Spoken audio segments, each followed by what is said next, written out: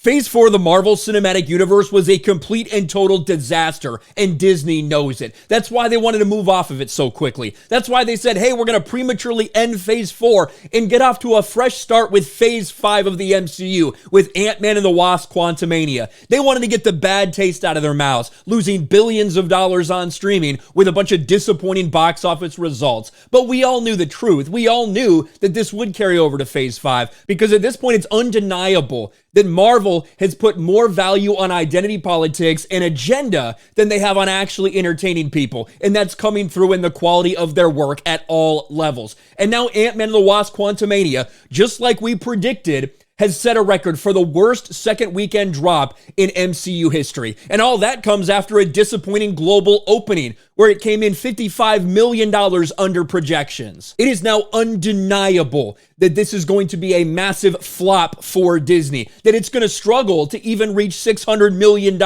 which is the break-even point for this movie. Marvel Studios sets historically bad box office record with Ant-Man Quantumania. And indeed, people are finally asking the question, after Ant-Man 3's second weekend box office collapse, should Marvel get concerned? And of course, they're having a lot of people come out there, even insiders, and say, you know what? They really shouldn't be concerned. It's normal to have a big drop off. You know, they're just fine. No worries, especially after that big box office opening, the biggest opening in franchise history. Well, you know what? Right now, as it sits, despite having the biggest opening in Ant-Man history, it's not going to be enough to make this movie any money. With a $200 million budget, with a massive marketing budget, including a Super Bowl commercial, this movie needs to hit $600 million globally to actually break even. And right now, it's on pace to get just past $500 million. When you look at Ant-Man and the Wasp: Quantumania, here it sits, 167 at the domestic, 195 internationally. This movie is flopping in China. It's making less than the first two Ant-Man movies did in China. They were so excited to get a Chinese release. Doesn't matter. No one's going to watch this. And as you can see, this line is going to continue to fall off that shaded path, the projection, the normal path that movies take, because of this horrific drop-off. The worst in Marvel Cinematic Universe history. But you know what's funny? That there are some Marvel insiders that are trying to tell you they don't care. They don't care about the box office results. It is what it is. Listen to this. This is in this Deadline article. Quantumania is still worst drop for MCU title. Cocaine Bear real high with 23 million. The interesting thing was down below, when they have a supposed quote from a Marvel insider that says, the box office is what it is. We're proud of this movie. Look at this shit.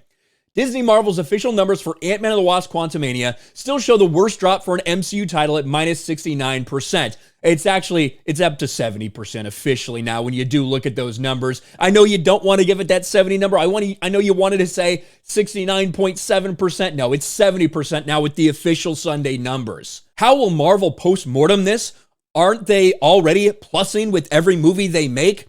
One insider close to the film isn't worried, telling us Marvel takes something away from movies, including Black Panther, including Avengers. I can say we're incredibly proud of the film. Jonathan Majors does a fantastic job as Kang. It's the movie we wanted to make. Box office is what it is, but it's not going to stop people from going back to theaters.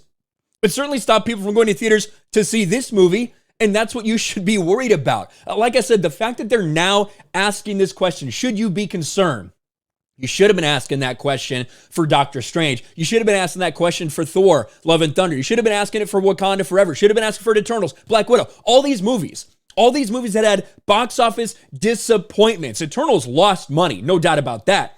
But when you have Doctor Strange with a $450 million global opening that only made about twice that through its entire run, that's an indicator of something. That's an indicator that you're not pulling in people at the same rate you used to, that there aren't repeat viewings of these movies. These massive drop-offs didn't just start with Ant-Man. It's been present all through Phase 4. Thor: Love and Thunder, one of the biggest drops in MCU history. Same thing with Black Widow. Same thing with Wakanda Forever. That had a big drop. And increasingly, you're seeing these diminishing returns. You factor in a $14 ticket price for this movie compared to $9 for Ant-Man and the Wasp, and they should be even more embarrassed. Fewer people are going to these movies than they were 5 years ago because the MCU is dying. They don't want to admit it. Even the media, while asking these questions, has people coming out and saying, Well, they shouldn't really be worried. Look at this. This is ridiculous. I don't think it's a big deal. It had the biggest opening of the series by far, which makes up for any drops. No, it doesn't. This movie is not going to make as much as Ant-Man and the Wasp from back in 2018. It's not going to make as much as its predecessor, despite having a bigger opening weekend. If you can't see that, if you can't admit that, then you shouldn't be talking about box office numbers. You shouldn't consider yourself a box office analyst. He's certainly not the only person that's either been fooled or doesn't want to admit this, but it's reality. We've been saying it for a long, long time. The MCU is in trouble. The MCU is dying. And now we have all the numbers to prove that. The worst second weekend drop in history, a movie that is going to lose money for Marvel with Ant-Man and the Wasp: Quantumania. Let me know your thoughts in the comments section below. Smash a like button, subscribe to the channel, ring the bell for notifications, share this video out there, and I'll talk to you later.